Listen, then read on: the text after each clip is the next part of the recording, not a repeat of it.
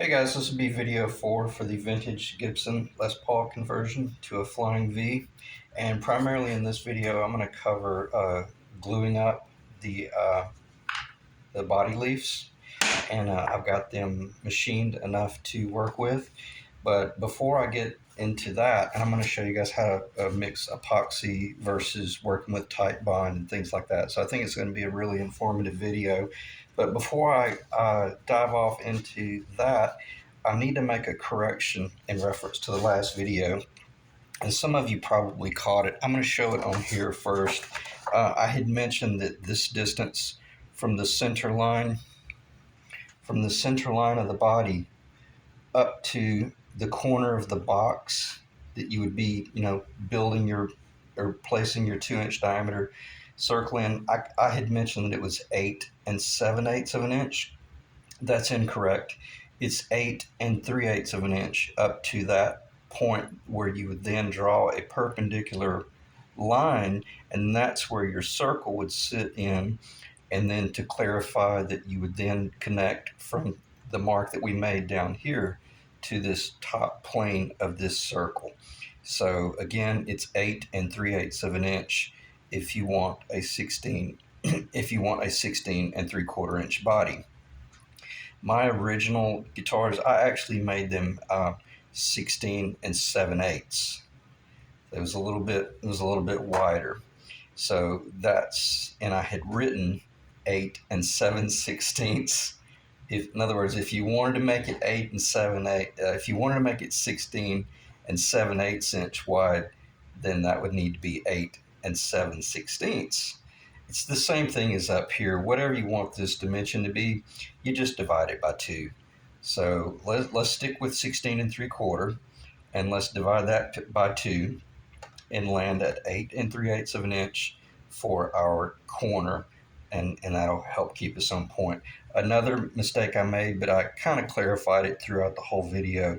I had made a statement about, measure over to this point where you will start your 138-degree arc. It is 11 11/16 of an inch. 12 5/16 would be the roundness of the crotch. So if you're just drawing that line straight in and you're making a triangle, it would be 11 11/16 from the beginning of the body. Now, while we're talking about those dimensions, I want to cover one more thing, and then I'll be able to move forward.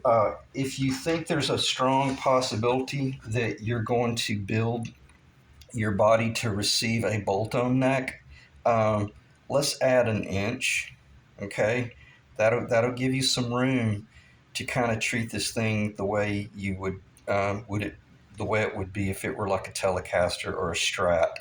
It'll give you a little bit more leadway there, so that you'll have something to bolt your neck to. And if you want to go a little bit further, go a little bit further. Maybe go an extra inch and a quarter. In addition to all the dimensions I gave you, I'm not going to give you brand new dimensions. Just add an inch to it, and that way, if you're looking at the guitar from the back, it's going to take on this whole look right there. And then, your neck, you would look at it from the end and you would see that just like it would be on like a Telecaster or a Strat or something like that. All right, I may not need that on the table anymore because, yeah, that was all I needed to clarify on that. So I don't think I'll need to reference that anymore, because I want to dive right into showing you guys how we're going to do the glue up. But I will back up a little bit, and we'll talk about layout in preparation for rough out one more time. And I'm only going to spend about 2 minutes with this, I promise. If this is our objective, we got a guitar, we got a design, we've drawn it on our construction paper, and we've cut it out. We've cut it out of the construction paper. Now we're going to take a trip to our local woodcraft or our local cabinet shop, and we're going to talk to them about, we need some wood. So take these templates with you, And you might find that the guys will walk in there with you, and you can lay these templates on your rough lumber, and you can decide, well, if you had a board that was, you know, I don't know, 10 and a half inches wide or 12 inches wide or 16 inches wide, whatever, you'll be able to take these pieces of paper and lay them on that board. And you'll realize, wow, if they're going to only sell me 2 linear feet versus me having to buy 4 linear feet, then that's awesome. That'll save me 30 or 40 bucks or something like that. So you got these paper templates, and now you went to the store and you bought that lumber. Okay, you're sitting there in your shop and you're looking at an enormous board. It's just a big billet. And right now, we're pretty confident because we've already kind of studied what our objective. And I'm not going to go into these dimensions, but you should know that this is roughly a minimum of 5 7/8 of an inch. It should be closer to about 6 inches. Uh, you could cut this out with a circular saw. I've got a really high quality circular saw, and I've got it trimmed. I've got it tuned up. It's unbelievably precise. I can do work just as good, just as square with that saw as I can on a table saw. But let's say you don't have the best saw in the world, but you got to get it cut in half. Let's maybe get this board about an inch longer, maybe go up closer to 37 or 38, 39 inches. I can't remember the numbers, but let's maybe plan on giving ourselves a little bit of extra room because we're going to work our way to a real nice finished center. Okay? And what you might want to do is make that one cut. Yeah, I'm not going to create any what ifs, but maybe give yourself about an extra half an inch or about an extra eighth on each side. Don't give yourself too much. But where I'm going with this is rough it out, rough, and then you've got your paper. You should have already drawn your target where it is you want it on that board. And then once you have that real nice, clean, precise line, then you can come in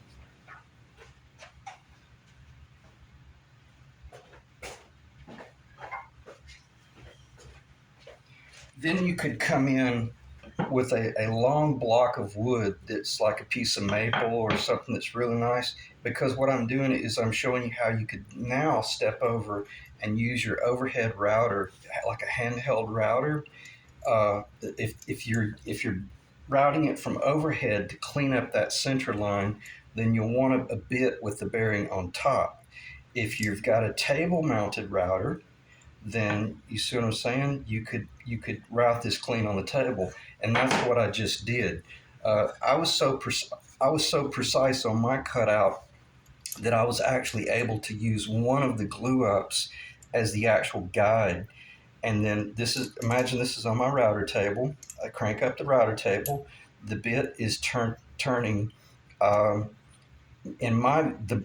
motor is turning clockwise, but once I invert it, it's turning this way. So I've got to feed into the wood like this.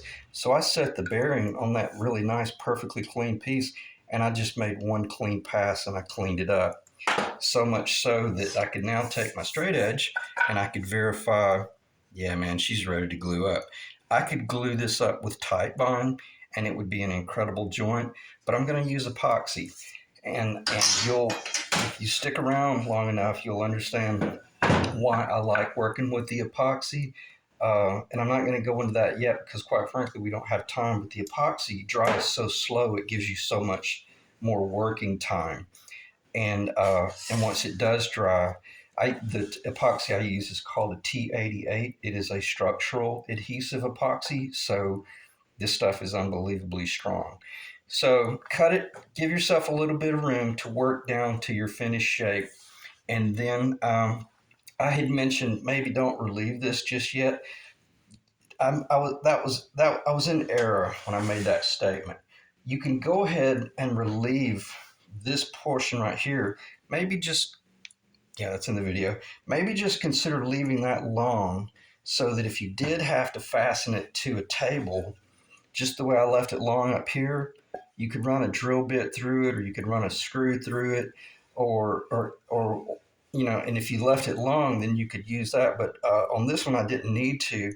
But what I did here, I used a 1/4 inch drill bit as an alignment pin when I glued these two together, because I was getting ready to do an enormous amount of pressure when I glued these two up. So that 1/4 inch alignment pin allowed me to assure that I was extremely close on both of these. So I'm going to stop talking about that because I don't want to waste any time.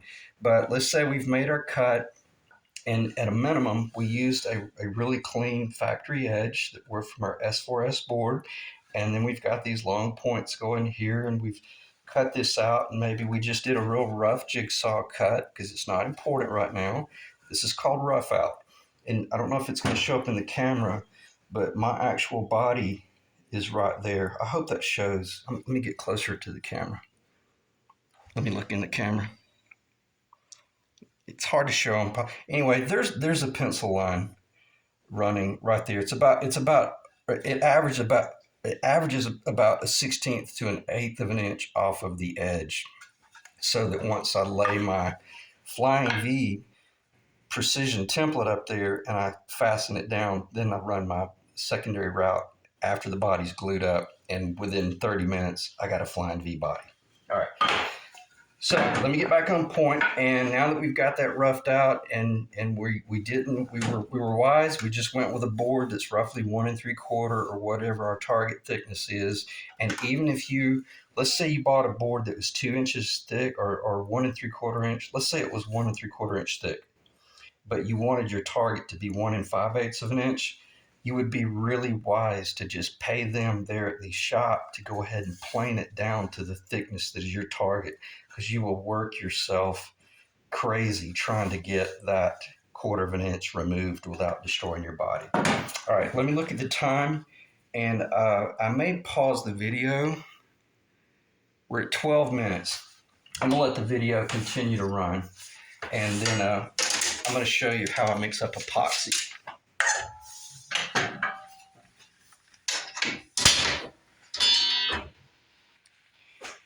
All right, so we're going to be doing this right here. Let me show you a little bit more about my rough out. And once you see me just doing the clamping and the strap work, you'll understand why I did that notch. And you'll also, well, I'll just let you watch. Okay, what's going to be our target? We got to glue this surface right here. Okay, and our epoxy is about $35 to $40 for a pint, half a pint. It's a pint. So we want to be as efficient with the use of our material as possible. We know this is 1.5, and this is approximately 12 inches that we're going to be gluing up. So let me look at my notes here, make certain that yeah, that's it. We're going to take our piece of paper, and I'm going to make sure we're in the camera. We got good lighting. And so 1.5, I'm looking at area. I'm 1.5 inches by approximately 12. That's the same as 3x6.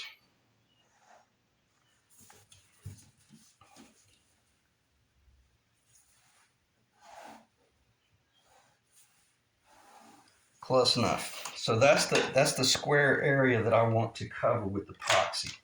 Now, this is T88, and I'll just start talking about it as I'm working with it. I'm getting extremely low, and all I can say is I hope I got enough. It's going to be close. But I tell you what I'm going to do. I need to show this. This is pretty important. The guy that builds airplanes taught me how to do this. You basically just hold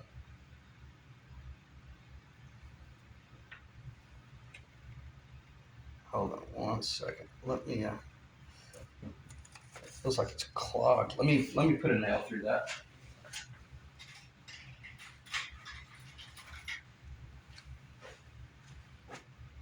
it may have bumped into some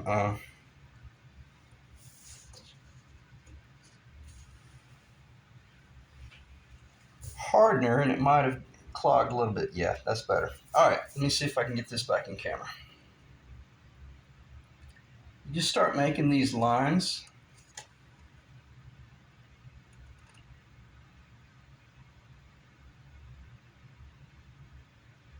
All right, I'm having trouble with my epoxy. Bear with me for a sec. I've got a clog.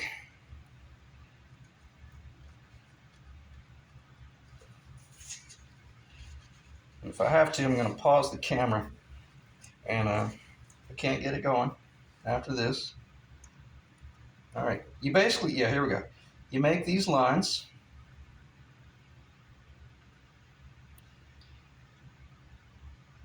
And you feel pretty confident that that's going to be the area that you need to cover.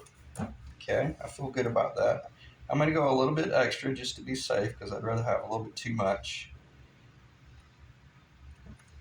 And I'll put the cap back on this. This is called T88. I got this from Aircraft Spruce and Specialty out of Georgia. It is a supplier for people who build their own home-built aircraft. And I'm just going to do this, and then once I'm out of the way, I'll explain to you what it is that I'm doing. I'm just creating equivalent lines next to the other, and it guarantees that I got a really good 1-to-1 ratio. And I'm going to stop. I'm going to count 1-to-1, 1-to-1, 1-to-1, 1-to-1, 1-to-1, 1, and one more.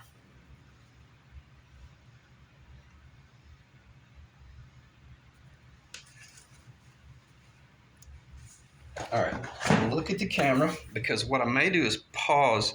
I'm going to pause the camera, and I'm going to mix this up, and then I'll briefly talk to you about how I mix it up, because I don't want to waste 5 minutes sitting here mixing epoxy. So, be right back.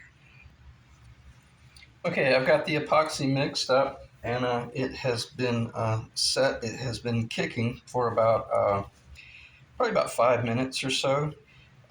Because the whole idea of epoxy is you want to mix and mix and mix and just really take your time, because you want the resin and the hardener to bond on a molecular level. A boat restorer in South Florida taught me how to truly mix epoxy, and he was explaining how typically the reason epoxy would fail would be because people just mixed it and they looked at the color and thought it was mixed up and applied it too soon. So this T88 is a 24-hour cure epoxy, but it really takes it about 3 days to truly harden. It will kick within about 2 to 5 minutes, and it'll start getting a little bit thick within about 25 to 30 minutes, to the point where you might start struggling working with it. So that's plenty of time. If you're working with a Titebond, you're going to be, when you're working with a Titebond and you're trying to glue something like this and slide that Titebond together, or slide the two pieces together and then get that clamped. This is where I was joking about it was like trying to hold a sailfish. It's a nightmare, and that's why I like using the epoxy. I got plenty of time to really work with it. And what I'm going to do is I'm going to do the traditional application on each surface. And all I'm doing right now is just pushing this down into the grain. Excuse me. I'm pushing this down into the grain of the poplar. And then I'm going to do the same on the other side. And then I'll add some additional epoxy and glue them together. So again, just troweling it into the grain. And that end down there is going to be cut off. So I'm going to be real efficient with the use of my epoxy and not worry too much about the last half. I mean the last inch. But if I have epoxy left over, then I'll glue it. But and that is really thin, because the whole idea about the epoxy is you only want to apply uh, just what you need. Titebond is a different story, um, especially when you're working with a very porous grain. You want to really make sure you apply a lot of Titebond. Not to the point that it's messy, but again, if you stick around and you watch my videos, you'll see that I very rarely uh, I use Titebond, only because I'm not that fast. I like having the slow work time with the that I get from the epoxy. Now, all right, so I've got a really good glue. I put a little bit more on that piece, and then of course, if you the cool thing about this being symmetrical, there's not a top or bottom. It's pretty much idiot proof, and it looks like I'm going to have plenty of epoxy. So I'm going to go ahead and put a little bit on that end. But what I'm going to do here, I'm going to come in and I'm going to kind of just leave a real thin coat of it. And you'll be surprised how much of that gets squeezed out. It won't be necessary. But if you just do that milky surface, and I would imagine this is showing up in the camera really well based on where I'm holding it. Um, that milky surface gives you a real good indication that, man, you're going to get a great glue joint with that right there. And you can see how the amount that I'm applying is probably going to be just about perfect as far as um, having minimal squeeze out. Same thing on the other. Let me see if that's showing up. Okay, that should be showing up okay. Again, the cool thing about this, I don't have to be in a hurry. I can sit here and just really slow down and take my time. Really, you know, your stress level just really comes down.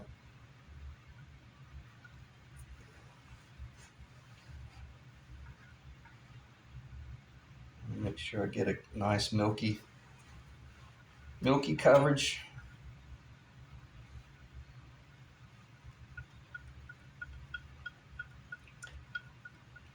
I got quite a bit on that other board. In the event this looked thin, it's not. There's plenty. There's going to be plenty of squeeze out. Flip this. Uh-oh. Flip that around.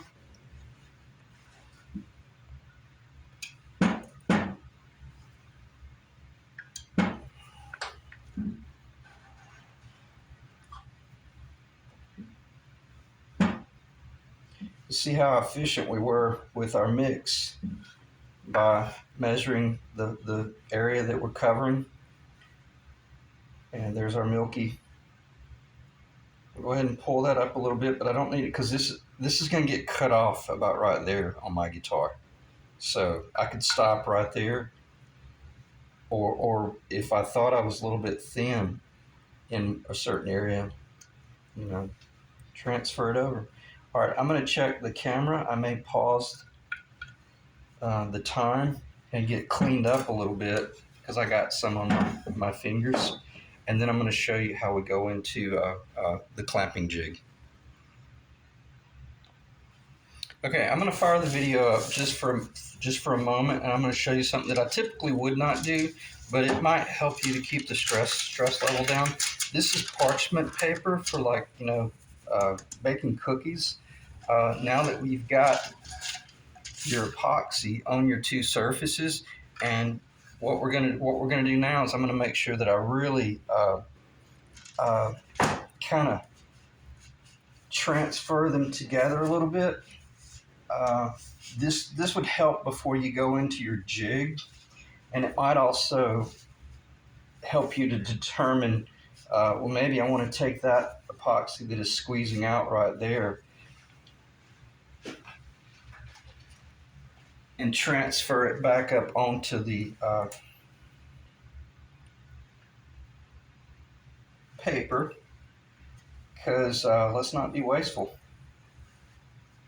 All right, and anything that will be on the back will most likely be on the parchment paper, and it'll be, well, it's not bad. So what else, how else could we do it? I guess we could do the whole selfish thing and just, I'm pressing down with my right hand. Just want to make sure I'm getting a really good transfer. And here's something you can't do or would not want to do with the Titebond, but you can with the epoxy.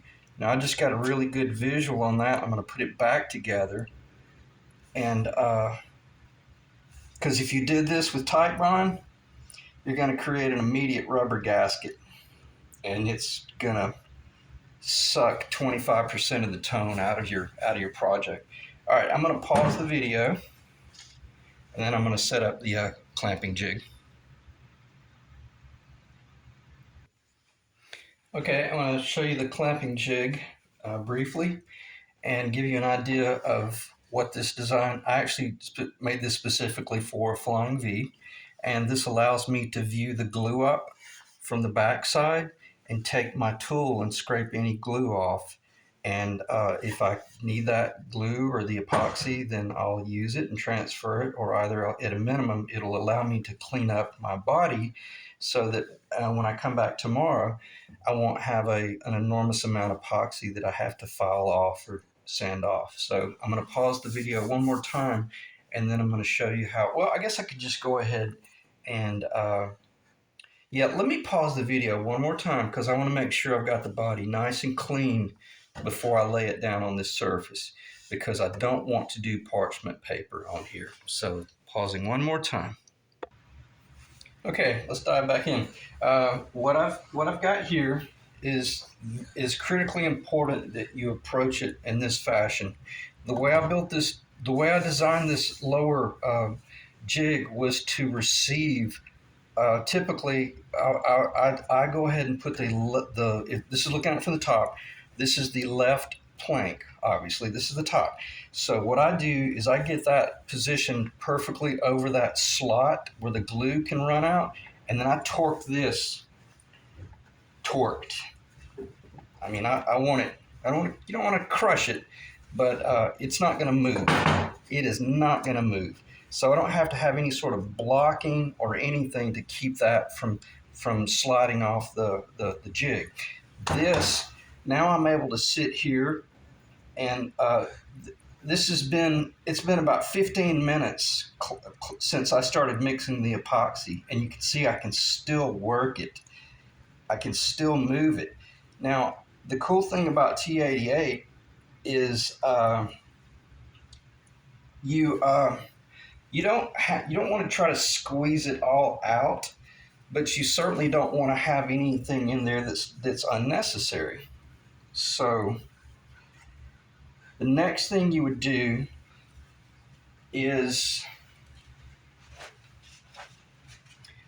it's obvious that you've got squeeze out, right? So let's get it off, and let's put it back on the paper. No sense in making a mess.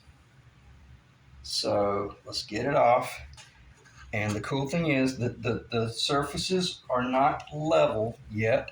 And I'm not sure this is going to show on the camera. It doesn't really matter because I'm just doing this for myself. I'll try to get it on the camera if I can, because this is an awesome little jig. Let me see if I can get it in the camera. Well, I don't think I'm going to be able to.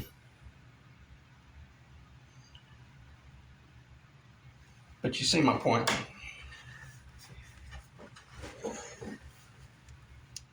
All right, I'm going to see if I can just leave the camera running. And you might be thinking, how in the world are you going to clamp that? What's critically important is making certain that you got a perfectly flat surface here. So as long as this is clamped to that flat surface, then the center line is perpendicular to your clamping surface.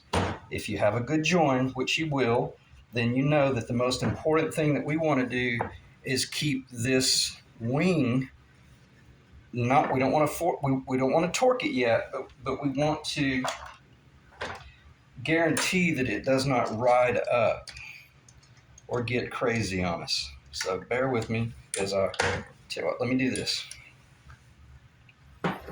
Again, this is kind of temporary right here.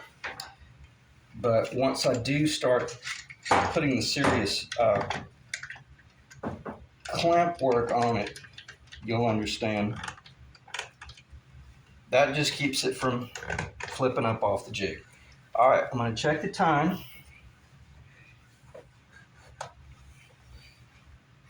We're at 30 minutes, and it is what it is. Now, what are we going to do next? One thing we could do, which is not terribly important, but I notched this out square so that if you wanted to, after the fact, you could come in and do a little bit of clamping right here. That would guarantee, I'm just kind of thinking out loud, because I haven't done it this way before, but I've got to make certain that I leave space for my strap. So let me proceed with my strap work first. This is basically a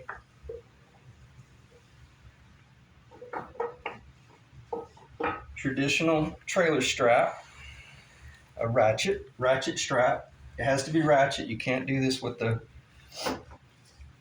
one that you pull by hand. All right, let's see. How do I want to do this? Or how did I do this?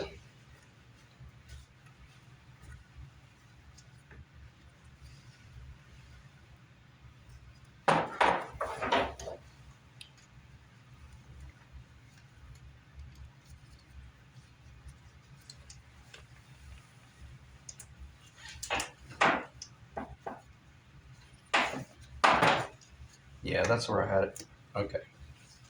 All right, now I'm safe. I know that I'm not going to be damaging anything.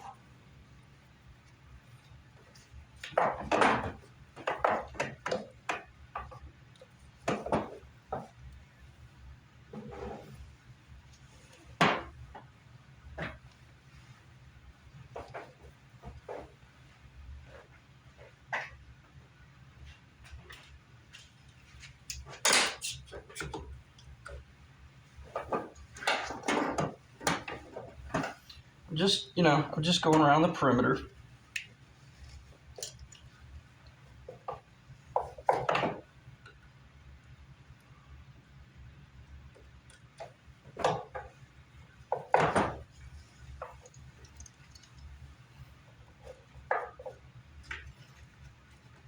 And you got to make certain that once you start torquing this strap, that it is 100% connected to the guitar surface and not hanging or binding on anything that could cause a twist. Because the way these straps are, once you start torquing them, they're pretty difficult to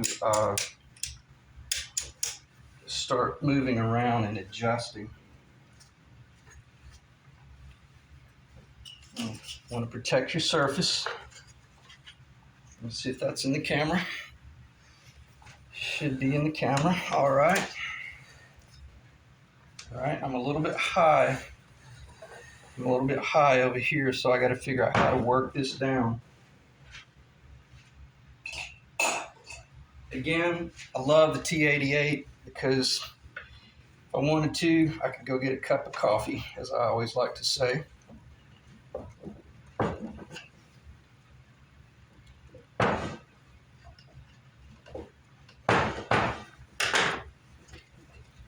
Torque that a little bit too tight, so I'm having to fight it some.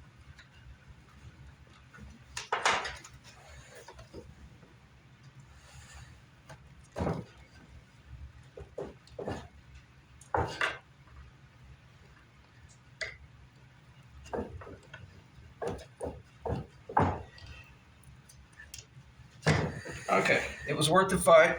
Let me see if that's in the camera. Perfectly centered. Perfectly centered on the front. Close enough. All right. It's kind of hard doing this on camera because you're trying to make certain that everyone has a good view, but you're also, doing your job. So now you have to ask yourself, can I start torquing it? Bear with me. Let me see if I can get that to come up a little bit. It's a little bit low. Yeah, I feel much better about that. Yeah, see what I did? I made certain that was in the center. Is it the most important thing in the world? Not probably not. Probably not. But see how that clamp just pulled that down? It's very important that I get that down. And what I probably will do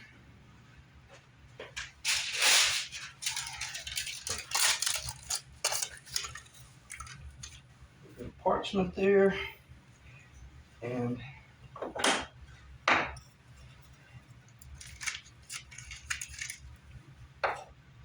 let's see. Yeah, she's okay. I don't want to glue my block on there.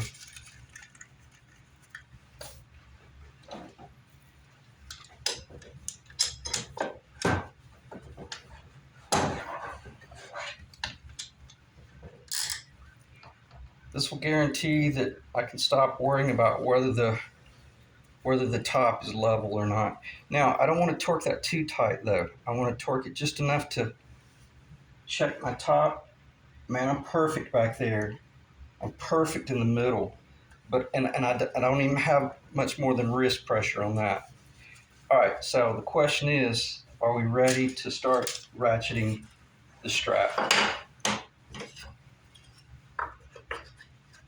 The fact that fell out gives you an indication of just how little stress I had on it. I still had it loose enough that I could manipulate the straps and blocking and all that jazz.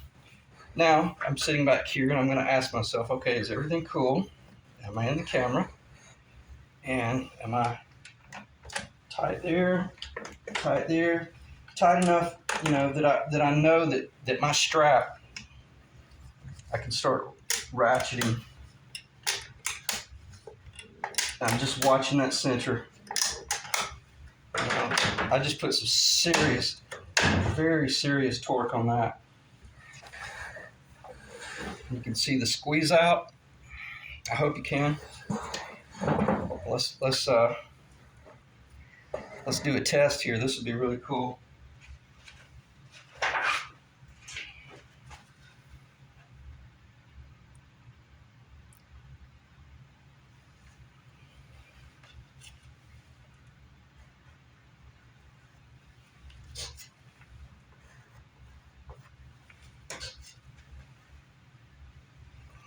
Looks great.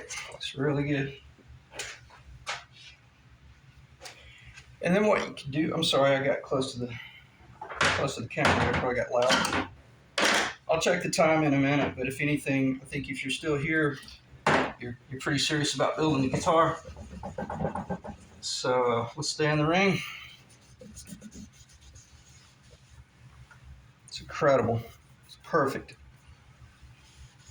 And I didn't even have to put a straight edge on it. I didn't have to fight anything. I don't know if you're gonna. I'm gonna just hold this up because this is amazing and it's very, very cool. You see this pencil? I'm gonna point to where it is, but I want you to view right here and look at the pencil line. Let me get behind the camera.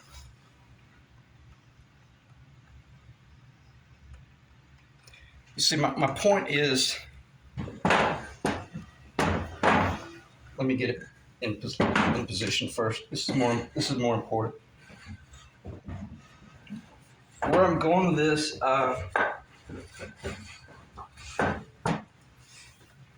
it didn't go crazy on me because I had this board torqued down before I did the glue up. The only thing I had to do was control that this treble leaf did not start sliding all erratic, and it didn't. It didn't move, and that's pretty incredible. And this is what I meant by I overcame the whole hurdle of figuring out how to hold the you know what fish, and as long as you can hold it still, you can glue it. I don't think you could do this with a Titebond. You'd have to have some sort of precision jig that just clamps this thing together like an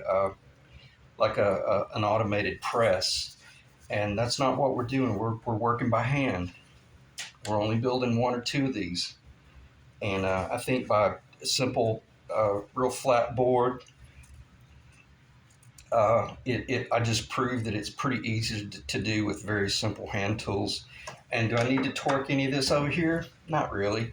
That level guarantees that that wing is not going to ride up or anything. So I'm going to check the time. I don't think there's going to be enough time. 41 minutes. I'm going to pause the video, and I'm going to clean up the table a little bit, and then I'm going to think about if there's anything I would like to cover in relation to the body, because I don't want to just end the video and maybe not discuss some things that might be important. So let me pause the video.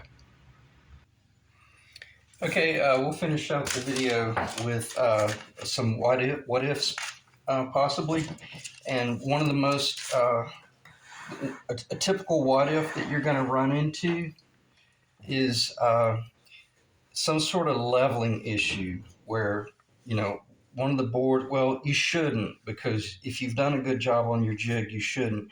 But if you started doing this work and you saw there was some sort of issue where one was rising up, and I'm talking about splitting hairs here, you could come in with a small block on.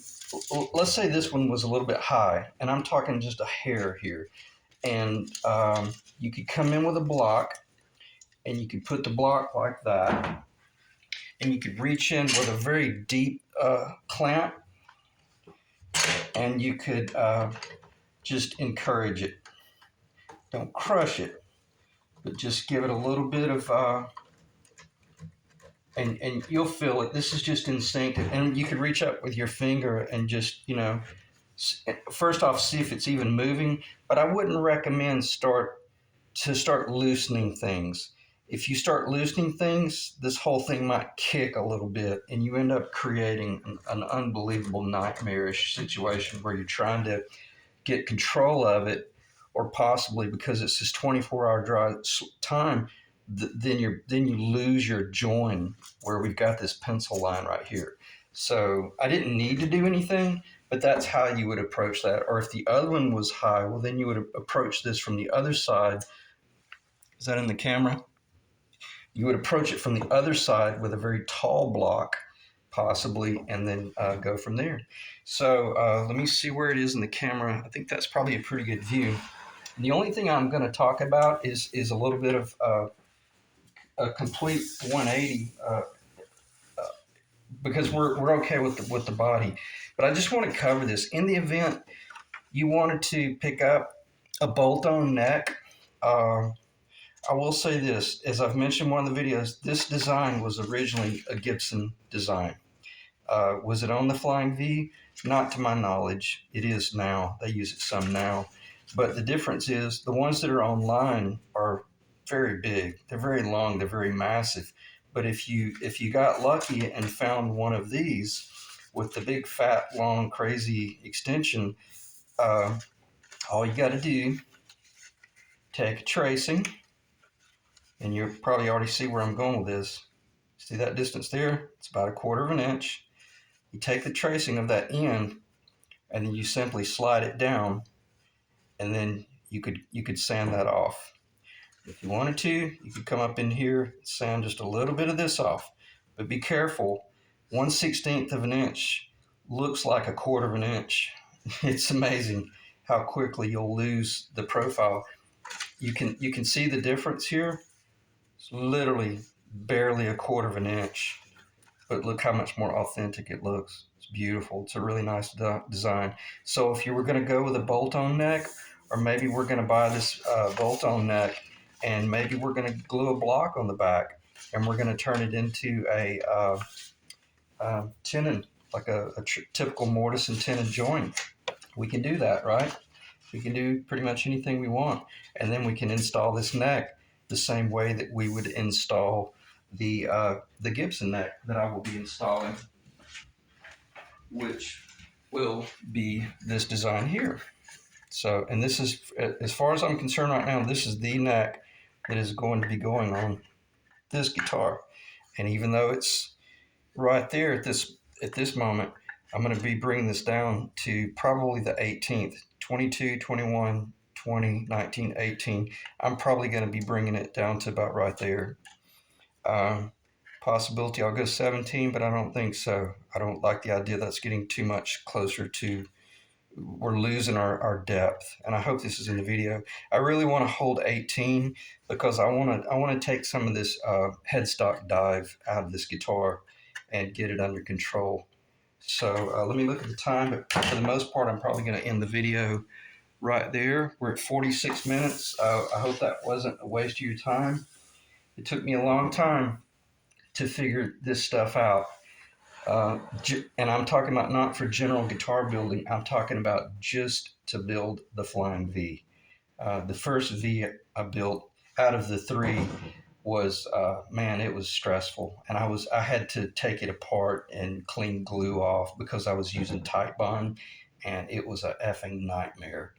And that's when I realized, man, I gotta build a jig, and I gotta do this in epoxy, or I'm gonna snap. So it was cool to figure out how to do it, yet using, a clamp that I think my buddy down in Florida gave me that. Yeah, he had several of these, and he gave me these. So, right off the shelf at your big box, Home Depot, we're just talking stuff right off the shelf. So, before I end the video, let me think of nightmare situations that might present themselves. I can't really think of anything. As long as you get that treble leaf torqued into place, perfectly centered over, we'll call it like the drip channel where glue could drip out. I was able to go up in there and clean just a little bit of the squeeze out. I got perfect squeeze out on the back side as well. So that means I'm 100% connected. And I'll hit this briefly. The epoxy, I use the epoxy not necessarily just for the fact that it's slow dry, it gives me time to go get a cup of coffee, but from a tonal standpoint, the epoxy is insane. It's so much better at transferring tap tones and vibrations from one side to the next. Once it's all glued together, this whole body is going to act like a one-piece body, other than the fact that it is glued up with the Titebond. And I'll cover this briefly because I know we're under 50 minutes. But the only reason I use Titebond or would use Titebond is if I'm in a situation where I can control my clamping force. And the clamping force is almost immediate. As soon as I get that glue on there, and I'm not digressing here, but I'm just going to show you that I use these cards that you get through the mail, and I'll use them as like my squeegee board, and I'll get the Titebond all over the surface, and that way I know that I've got a good coverage. But then I got a very small window of time that I've got to get those two surfaces glued together, and that's what I meant by it would be much more wise for you to just buy your wood the finished dimension that you want, because it'll carve off so much stress, and it will guarantee that you got a far superior sounding guitar. My guitar body is going to sound just as good as if it was a solid piece of wood, because I did such a good job clamping it up. But I don't want you to practice. I don't want you to do that much practicing. That would be a nightmare for you to try to learn how to do that. And quite frankly, it might cause you to get so frustrated that you would lose interest in the project. And I don't want to see that happen. I want to see at least one of you. I'd love to